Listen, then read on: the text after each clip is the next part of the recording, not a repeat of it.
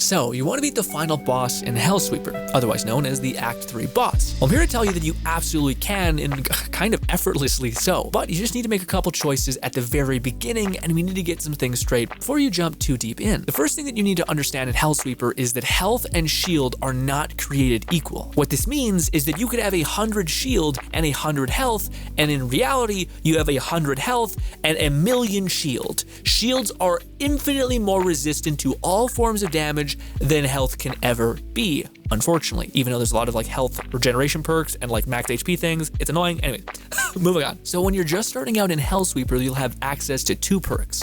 One perk you'll get really early on, and another one you'll get slightly later on. The first perk that you'll get access to is this one right here. I forget the name of it. But yeah, what it does is it converts all of your mana into shields, whilst letting you keep your mana. It's an amazing deal. This is really, really good. It gives you a shield. This is what a lot of people use to actually beat the game and get into the harder difficulties, essentially. This also unlocks level 2, so this is probably what you're going to be using, especially if you're trying to get farther immediately, which... gear down, Turbo. We'll get there. The second perk is by far the absolute best. This one, if you can get, you can just dominate veteran difficulty in all the higher ones, if I'm not mistaken. It's called Gilded Boots. This one, I remember because I use it constantly. Essentially, what this does is it takes all of the money and gold that you generate by going through towers or levels, and it converts it into pure shields. If you have around 50k money, you have an ungodly amount of shield that even the highest scaling difficulties can be just crippled by. It is brilliant and fantastic, and I would highly advise this one. I think it comes around level 8, which is about time when you're probably getting frustrated looking for this video. Hi, by the way. So part 1 of this is pretty simple. Reset your run as many times as you need to, abandon it, start it again, abandon it, start it again, abandon it, start it again, until you get one of these perks. Pick up the gold crystal, crack in your hand. If it's no good, reset the encounter, do it again. Now you might be asking, well, why? Why can't I just use HP? The final boss has this AoE life drain, which you cannot dodge, you cannot counter it, you cannot stun him, you cannot like hit orbs above him that detonate, crack that, and stop it from happening, which I think is what it should be. A punishment metric that you can counter, not just have to tank. Ugh. Anyways, you cannot dodge it, so you need this, and shield is one of the only forms that can actually tank it within a pretty decent margin. Okay, there's some other strats that you could use, essentially doing like a roll and slowing down time so that you can basically just keep hitting as much as you possibly can. Sure, we'll get to that later.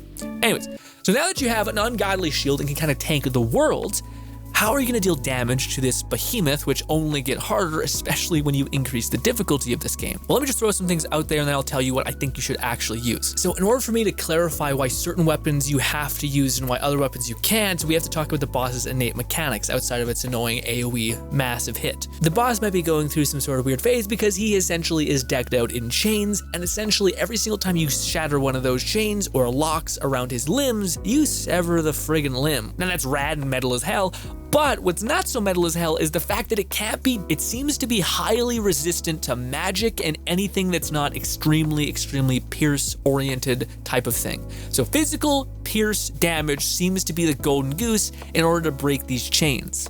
If you use something extremely precise, like a fucking laser beam, it doesn't work at all. If you use something like ice shards, it kind of works, but it's still, I think, just innately resistant to magic, which is annoying if you fully send magic only to be like the designers to look you in the face and say, yeah, by the way, no, you can't play that way because I decided I don't want it to be that way.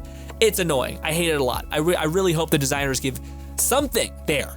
Jesus Christ. Yeah, honestly, as long as they take away the fucking AoE drain, I think that you could work it out. It'd just be a long ass boss fight. You just slowly chip away, it'd be fine. Let's talk about the methods that the community has used to tear down this boss, essentially doing a decent amount of pierce damage. One of those weapons happens to be the revolver. Essentially the strat that people use is just dump a bunch of points into your revolver. If you want to use 2, use 2. If you want to use 1, use 1. But the strat essentially is to jump in the air, put your hands up like a child, and then execute a roll. And then that roll will basically slow down time. And then you just unload bullets into the boss and basically try to break his chains. Also, hit the slow time button just to get some more out of it, because if you're using pistols, you're probably not using magic, and you can use your mana to slow down time almost infinitely. It's actually really, really good.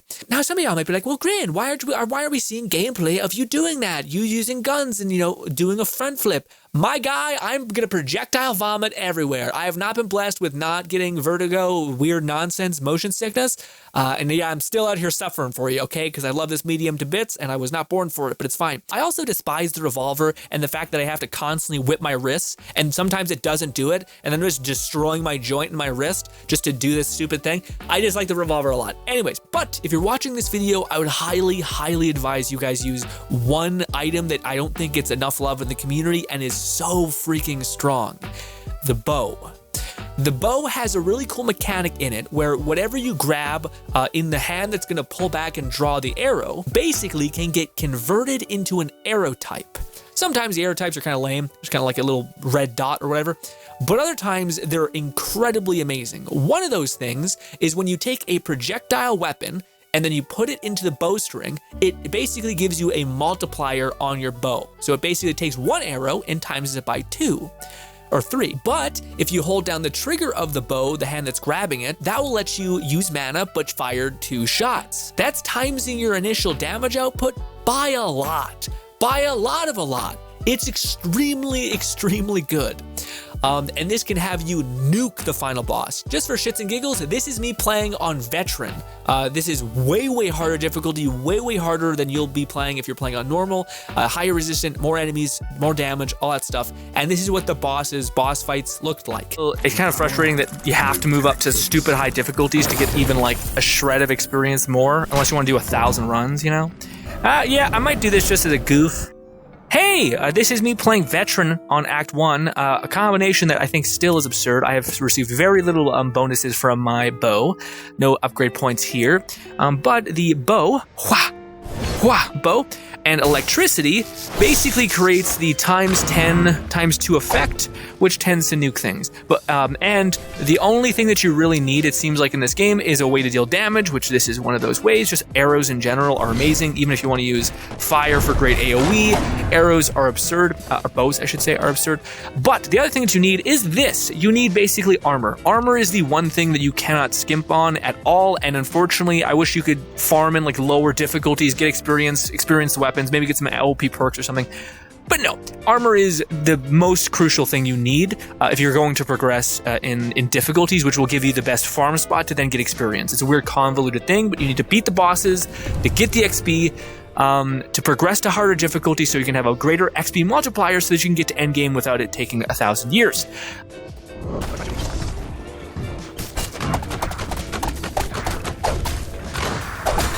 Yep, that easy, I was about to say. Yeah, so when you play on harder difficulties, I guess you get to experience all of these things. Galore!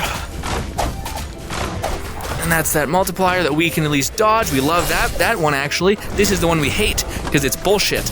And it's ass, but you see we can basically tank that effortlessly. The reason why is because we have the armor, and armor is basically the equivalent of having like a 30 shields essentially, because its resistance is just insane.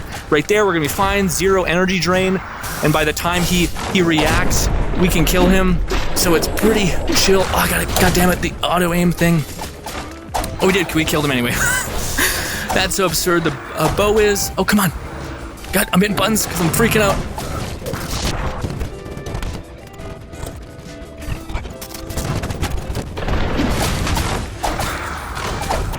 There we go, easy breezy. Yeah, just because gilded, and we were being dumb there. We have only got half health, and look at that. It's gonna climb up immediately. Boom, boom, boom. And please, Dev, please don't make this a thing. It's like, that seems too overpowered, better nerf it. No, it's good to have things in a roguelike where it's like, no man, if you got this perk, you're good, you're cooking. I would love if the other things were scaled up, like even if it required me to invest more in HP or something. Also, but it's not like you don't need damage, so I don't know. Alright, Act 2, Veteran. Again, the one thing that we have that makes or breaks every build, it seems like, is basically shield. Yeah, this could be very good. Because it's him. Put up your shield. Put up your shield. There we go.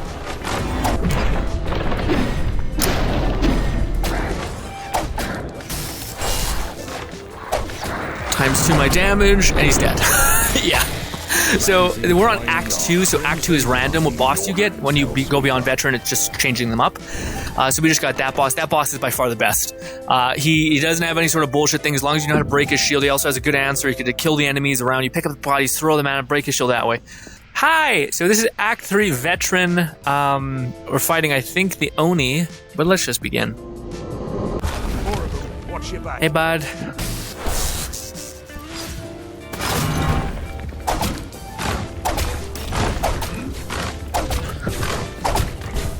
Let's say he's dead. Okay. He's still yet to change. Stop fucking levitating the stupid thing. Wow, we have so much health. Okay.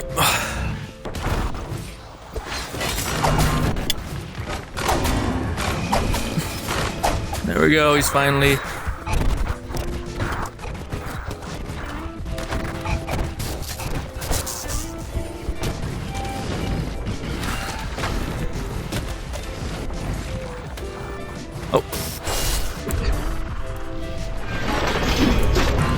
Don't fucking keep pulling the bow back. Stop grabbing your stupid fucking thing.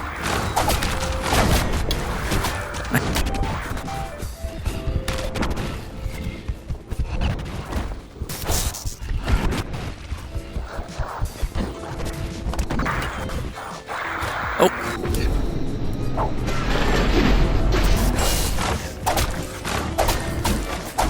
There, I got him. 4 arrows in the head. But I got him.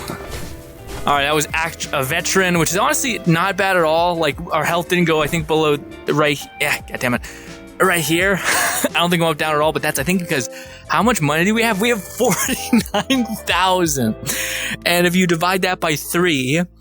where the hell is it? Again, it's just one perk that's called Gilded Boots, which basically takes all the money you have and converts it, not all the money you have, but a decent amount of your money and converts it into one shield.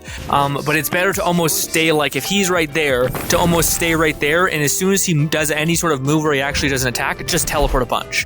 And then wait, hover around him, keeping this distance, and then as soon as he goes in for a hit, just dodge, like a chunk. And then just keep eye on him, and then do a lunge away. So if you couldn't put it together, the sequence of the bow, it's pretty simple. Use an element, imbue it into your bow, cast another bow, weird as shit, or a pistol, that also works, and pull back the arrow, and then just keep letting it rain a lot. If you can get electricity, which is a little bit deeper in there, I think it comes available around like level 10 or 11. If you're able to get electricity, it automatically does this. Beware a perk that seems good that says it will keep the arrow that you basically pull back in the chamber, because it will stop that from happening. So don't get that one if you're using electricity. Also, one thing that's really important with the bow can be infused with elements that give the arrows a special effect. If you infuse it with fire, it basically, you have an AoE nuke of an arrow that you can times by 2 by default, which is amazing, super good. You can also do that with ice, with electricity. Electricity is crazy. Electricity seemingly is one of the best bolts that you can do. It unlocks, unfortunately, a little bit later on, so that may not be relevant to you. But still, the bow plus 2 elements is really nice because when you go to unlock chests, it's very unlikely that you're ever going to have 0 of those elements to buff. So if you keep buffing those elements, you're going to keep having basically more damage, which sometimes you can really want to level up the bow, but get nothing to drop for the bow as far as upgrades, which is a damn shame, but it's actually fine if you have elements like electricity, because it basically still feeds into your overall damage and you're basically constantly going up. And one final thing for the people who are still here, thank you so much for being patient with me. There is one last strat that is really, really good. It's called save scumming. I'm sure you know what it is. Essentially, when you get to the boss room, it's as simple as soon as you die, Alt-tab out of the game and close the program, relaunch the program, and you will be right back before the boss fight. I really didn't like this as the answer, and it honestly is extremely frustrating if you don't have a shield. If you don't have a shield, you'll just make you hate the game, basically, because you're just going to realize how badly the dot is, how much damage you're taking, how unfair it kind of feels, and not even like there's a way to cleverly counter it. But the initial main rule, which is get a shield, ideally Gilded Boots, will take care of you the whole shebang. It's great. Also, one last thing I would like to mention to just go through the thing. The main thing that you need is gilded boots or any sort of shield. It will massively make it so that you can actually use kind of whatever you want. Granted, there is still the last boss, which is the Act 3 boss which we're talking about, which is an absolute pain in the ass, and you need to do pierce damage. So those are the two antidotes to beating this boss. You need a shield to survive the AoE as well as just survive the ending floors or ending sweeps, whatever you want to call it. And you need to do pierce damage because that's the only necessity damage type that you have to deal. The final boss has such a massive resistance to elemental magic that it's crazy. For whatever reason, I find it's less bad when you infuse a weapon that is pierce with elemental stuff. I think it kind of like gets through the equation somehow. I don't like that there's no way to counter the boss. Sorry to ramble at you guys, but I really just like that there's no way to counter the boss. If there was like orbs that flew above his head that had like a sound cue, and if you were getting too damage heavy and you weren't focusing, then yeah, get punished. Here's an AoE just to gulp down. Shitty, unfortunate, it's your mistake. But the fact that there's nothing that I can do if I'm aware and I'm like paying attention to, oh, okay, the boss his eye is glowing red. Let me shoot a precision shot of any kind at his eye that will stop him from releasing this like basically non-dodgeable AoE drain, then that at least would feel like there's a counter to it. There's a reason, there's something for you to learn. It's not just this ultimate like, if you don't have enough HP, which is not the case because you can have all the HP in the world, it doesn't matter. You need shield, which has an innately high resistance to everything. So the damage that you are taking is like 10 opposed to 50. Anyways, ladies and gentlemen, I hate to ramble at you guys. We stream a lot. Come check that out. There's also the next video that we're going to be releasing is on how to level up fast in this game. Spoiler, it has to do with electro and style points. And the answer is okay. Not the best sell in the world, but I love you. Goodbye. Hopefully you enjoy. Play the game. It's good. Bye.